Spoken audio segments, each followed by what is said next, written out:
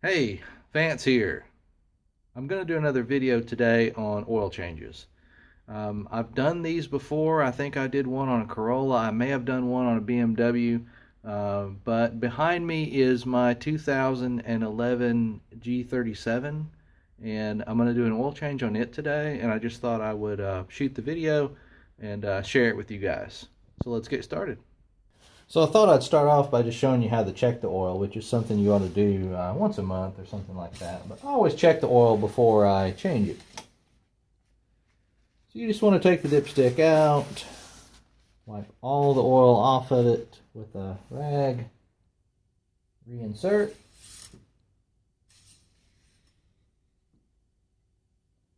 Take it back out again and take a look at it. And as you can see, this particular car is low. Those two dots on there represent min and max, and this is below the level. So definitely time to check it or change it. Okay, so one of the first things you want to do is jack the car up. You got to get up underneath the front and get a panel off to get to the oil filter and stuff. So you can see here I got a jack under this side. Got the front end of the car lifted up, and I've got a jack under this side. So you can, I got two different kinds of jacks, but you want to get the thing up as high as you can because you got to get underneath it and work. So, and then you always want to put in some jack stands, like you see there, to make sure that if those jacks start bleeding down or something or break, that you have a backup. Okay, from underneath the car, what I wanted to show you down here is there's a big plastic panel right here. That's what we're looking at. And you have to remove that thing to do the oil change. So you have to take out a bunch of screws. I'm just going to take this flashlight and show you where they are really quick. So I think they're all like 10mm hex heads. So we got 1, 2, 3, 4, 5, 6, 7, 8, 9, 10, 11, 12, 13, 14. I'm counting the ones that are missing on mine just for sake of the video. 15, 16, and we started with that one. So there's looks like there's 16 altogether that you have to take out.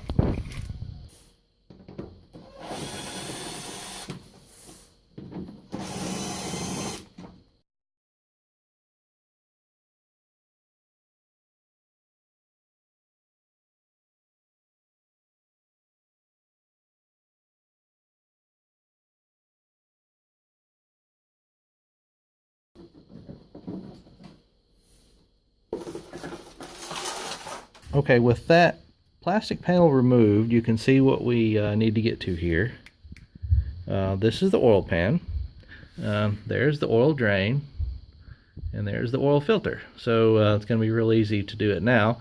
But you see how with that plastic panel there, there's no other way to do it. So this is an oil drain valve. It's made by Fumoto. I put these on any cars that I expect to own for any amount of time because it just makes changing oil real easy. With this valve, you don't have to actually take the plug out. You just flip that little lever and it opens up and drains. The only downside of the valve is it's a little slower because the hole in it's smaller, so it takes a little longer to drain. So now that I got my oil pan here in place, I'm just going to show you how this works. It is real simple. You just flip this little lever here. You kind of got to push it up because it locks. And that's it. So when you're done, you just flip this back down and it closes it. Things are pretty slick. So we'll give that some time, let that drain for a while before we take the oil filter out. Another thing you can do to make it drain a little faster is take the oil filler cap off. That usually just makes the oil drain a little quicker. That way there's no vacuum inside. So one of the things I always do while the oil's draining is I go and check all the other fluids, and this is the windshield washer, and this is always low because, you know, we use windshield washers. So I always top this thing up. It just gives me something to do while I'm waiting.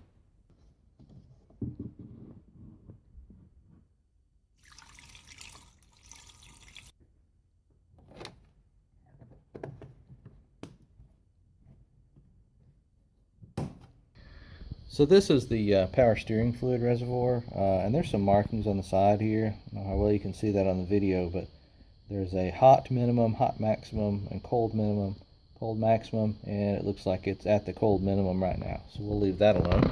On this car, the brake fluid is behind this little door here. You can see there is plenty in there. Probably hard to tell, but there's a line right here that says max, and there's a min down there, so this thing's got plenty of fluid.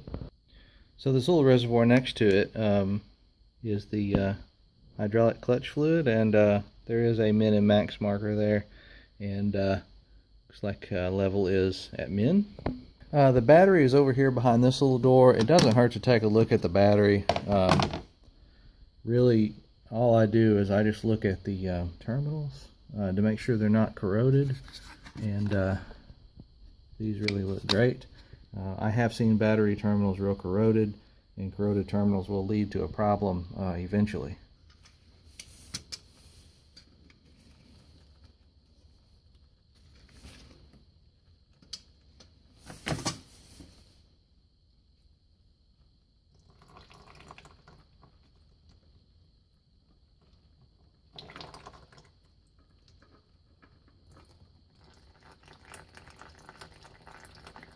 Okay, you want to be pretty easy taking this off because it can cause oil splash like crazy. So you just want to do it really slowly and kind of be sure it's draining nice and slow and not splattering real big.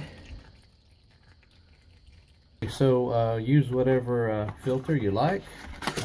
I've been using these Wix filters for a while on this car, and they seem to work pretty good. There's a rubber gasket right here. I always put some oil on there. I always put some oil on the threads also. Here's what I use. I use Castrol synthetic, and this car takes 5W30.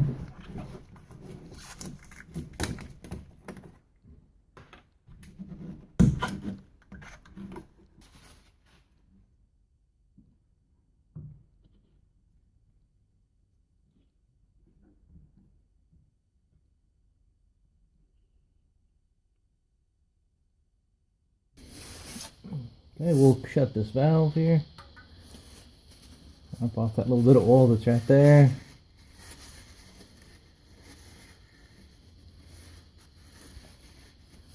I always wipe off this sealing surface here before I put on the new filter.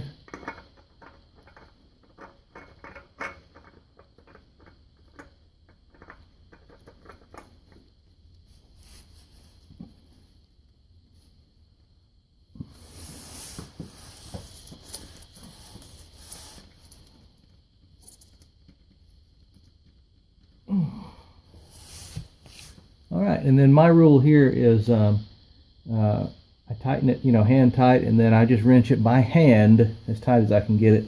Sometimes I'll put on different gloves and be able to get a little tighter. Some different manufacturers will tell you to go hand tight and then like half to one turn past that, but I usually do just as much as I can by hand.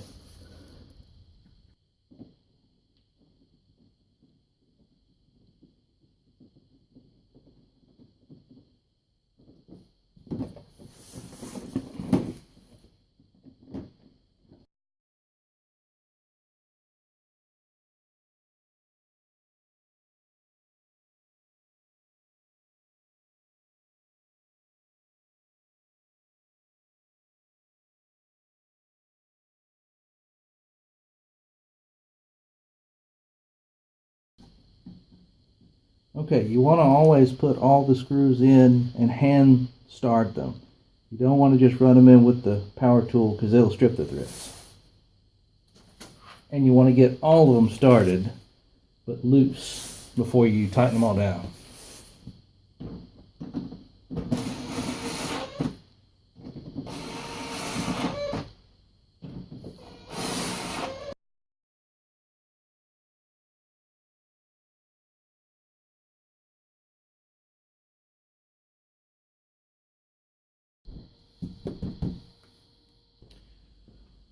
Okay, so now that we've put the whole bottom back together, we put we closed the valve on the oil drain pan, and we put the new filter on, we put the plastic panel on the bottom, I lowered the car back down off the jack so it's level. Now we're going to put the oil in. I looked up the oil capacity for this car, and it is 5 1/8 quarts, which makes it real convenient because I've got a 5-quart container. So we'll start by just pouring that whole thing in.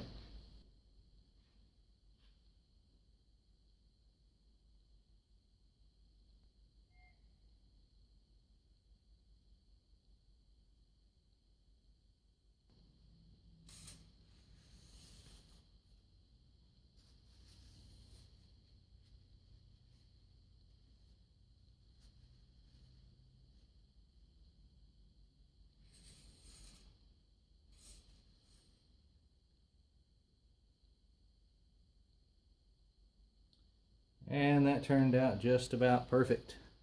You can notice that the clean oil is a little harder to see on the dipstick, but it is right there at the top circle.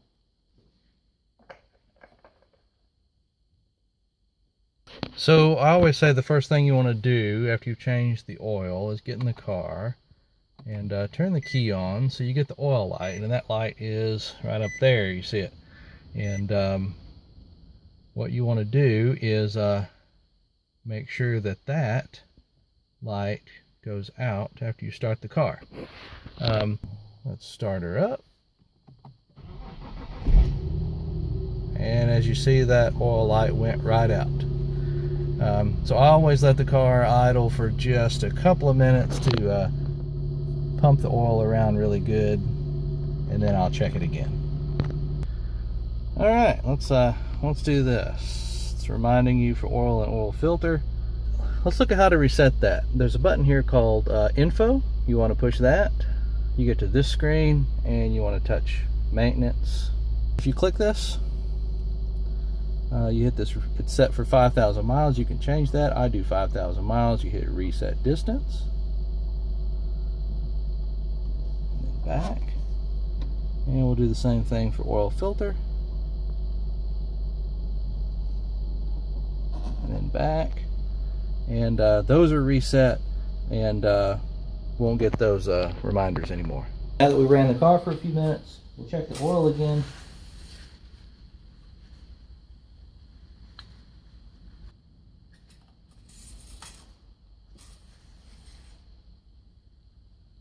And we are good to go. And I just want to point out that, as you can see, it is less than it was. And that is because when we were measuring it before, oil wasn't pumped through the filter yet. So always be sure and check the oil again once you've started the car up after you've done an oil change, or else you might be a little low. Last but not least, we're going to pour the old oil back into the container, which makes it easy to take to the recycling center.